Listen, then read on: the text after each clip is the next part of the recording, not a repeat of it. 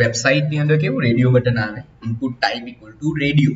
તો આની અંદર એ વસ્તુ કઈ રીતે યુઝ થાય, તો એના માટે obviously body single child scroll view, but normally જોવા જાવ તો પહેલા શું યુઝ કરવાનું, safe area. Okay, safe area child single child scroll view, અને એના ચાઇલ્ડમાં હવે આ ચાઇલ્ડ ચિલ્ડ્રન બધું સમજમાં આવી ગયું. એ સ્ટાર્ટિંગમાં પ્રોબ્લેમ થાય. ઓકે, સો ચિલ્ડ્રન આ રીતે થાય. ઓકે, નાવ આપણે રેડિયો બટન ક્રિએટ કરી, એના માટે છે રેડિયો કરીને આટલો ઓપ્શન. અરે ના ના ના, આપણે આ નહીં શીખવાનું. ઓકે, ના ના, આ સેટ સ્ટેટ ને બધું તો શીખાઈ ગયું છે ને. ઓકે ઓકે, ચલો. સો અત્યારે મેં બે રેડિયો બટન ક્રિએટ કરી.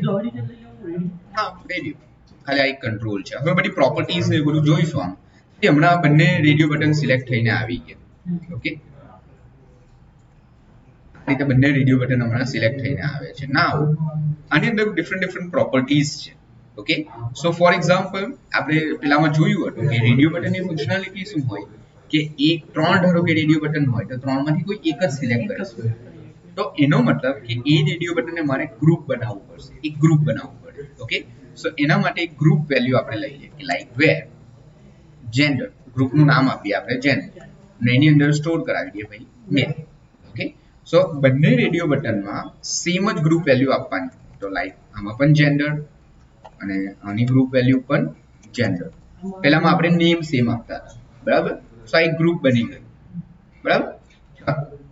હવે આની અંદર આને હવે વેલ્યુ પણ આપવી પડશે કે આ રેડિયો બટન તમે શાના માટે બનાવ્યું. તો આની વેલ્યુ શું હશે, આની વેલ્યુ છે મેલ અને આની વેલ્યુ છે ફિમેલ. સી, આ વેલ્યુ એક્સેસ કરવા માટે છે, ડિસ્પ્લે પર્પઝ માટે નથી. ડિસ્પ્લે કરાવવું હોય તો તમે સાથે શું યુઝ કરો, ટેક્સ્ટ પાછળ કે ભાઈ આ મેલ છે ને આ ફિમેલ માટે તમે યુઝ કરો છો. એટલે આ જસ્ટ વેલ્યુ રેડિયો બટનની આઈડેન્ટિટી માટે છે. તો ઓબ્વિયસલી રો લઈ લો. ઓકે, રો કરીને સેટ કરી શકો તમે. ઓકે, તો આટલું સમજમાં આવ્યું. ગ્રુપ વેલ્યુ બનાવવાની, બંનેમાં ગ્રુપ વેલ્યુ મેં સેમ આપી અને વેલ્યુ આપવાની કે આની વેલ્યુ શું છે, આની વેલ્યુ છે મેલ અને આની વેલ્યુ છે ફિમેલ. ઓકે, હવે જો આ ચેન્જ થતું જ નથી. ઓકે, બીકોઝ રેડિયો બટનમાં એક ઇવેન્ટ આવે ઓન ચેન્જ.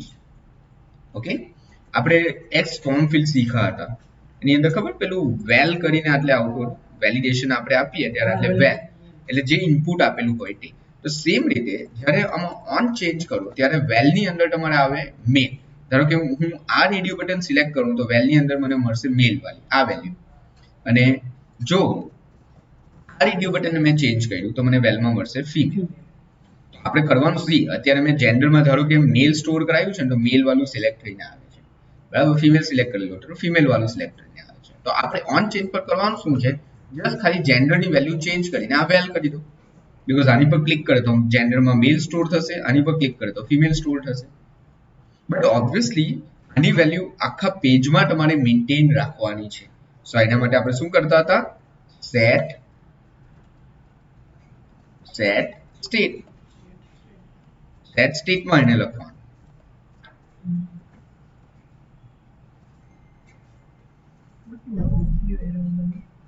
કોઈ નહીં, સો આ ખાસ સમજજો વસ્તુ. સેટ સ્ટેટમાં કેમ લઈ, બીકોઝ જેન્ડરની વેલ્યુ છે, જ્યારે હું મેલ સિલેક્ટ કરું ત્યારે આટલે મેલ આવવું જોઈએ, ફિમેલ સિલેક્ટ કરું ત્યારે ફિમેલ મેલ નીકળી જવું જોઈએ ને આ આવી હોય. એટલા માટે જેન્ડરની વેલ્યુ સેટ સ્ટેટ કરીને ચેન્જ કરેલી છે. અને આ ઓન ચેન્જ તમારી દર વખતે ચાલે. જો આટલે હું ધારો કે પ્રિન્ટ કરાવું વેલ ને આટલે પણ પ્રિન્ટ કરાવું વેલ, તો જો શું થાય છે,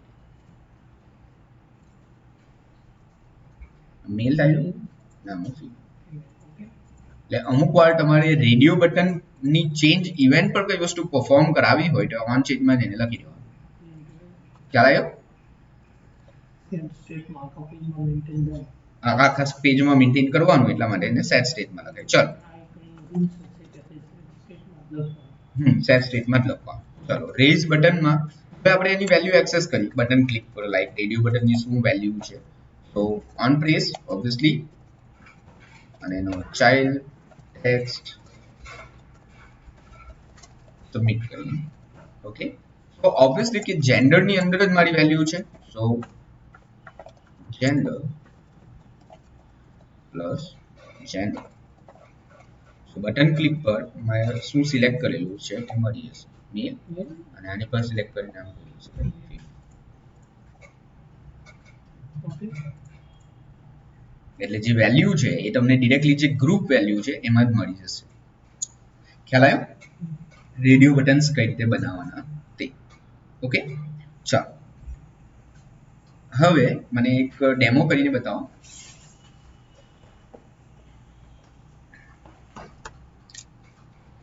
તમારે એક નેમ લેવાનું છે ઓકે અને એક અમાઉન્ટ લેવાનું છે લાઈક આ પ્રોડક્ટ નેમ છે કન્સિડર કરીને ચાલો કે આ પ્રોડક્ટ નેમ છે અને એની અમાઉન્ટ છે મતલબ એની પ્રાઇસ છે બરાબર આટલે બે રેડિયો બટન છે મેં આટલે લખેલા છે 10% 20% અને 30% અને આ કેલ્ક્યુલેટનું એક બટન છે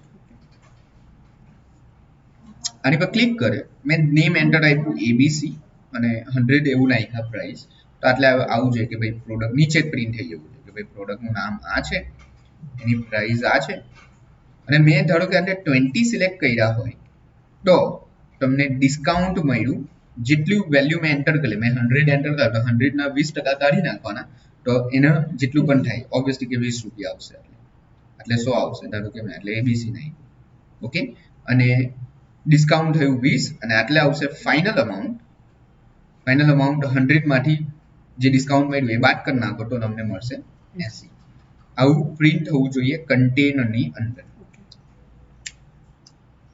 30 સિલેક્ટ કર્યા હોય તો 30% ના હિસાબે આ કેલ્ક્યુલેટ થવું 10 સિલેક્ટ કર્યા તો 10% ના હિસાબે હું જેટલી અમાઉન્ટ નાખું એના બેઝ પર ધારો કે મેં 200 રૂપિયા નાખ્યા તો 200 ના 20% કપાઈને આટલે મને બતાવવું જોઈએ ઓકે ક્લિયર ચલો સો આ એક એપ બનાવવાની છે આ એક એક્ઝામ્પલ કરવાનું છે ના નોર્મલ ટેક્સ્ટમાં ટેક્સ્ટ ફિલ્ડ આ બે ટેક્સ્ટ ફિલ્ડ છે આ ટેક્સ્ટ છે ઓકે ખાલી પ્રિન્ટ કરવાનું છે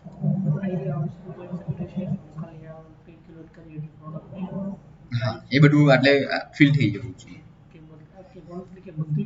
બધું